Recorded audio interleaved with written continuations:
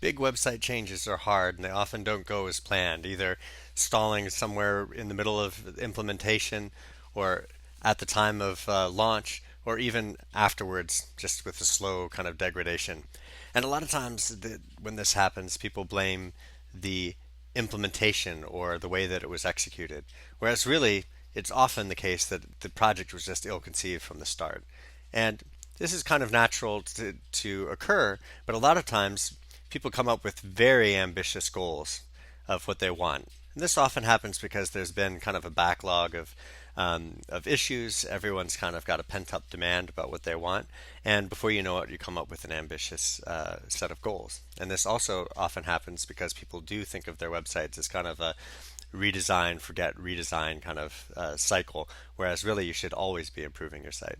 But meanwhile, the approach might not be sophisticated enough to match the ambitious goals, or you might not have enough people. So the approach often doesn't match. And if you have that mismatch, then how could the project succeed?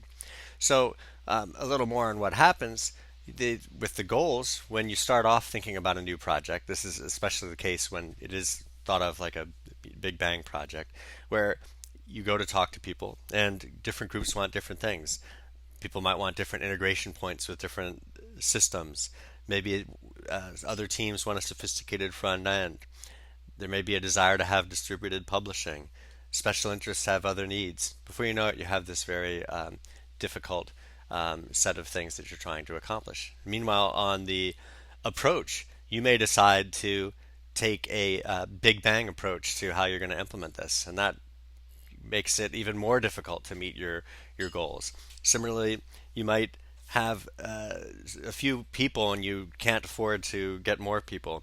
You might have no management support, no training, bad internal communications. All those things together is a bad combination, and so that's how this kind of mismatch evolves.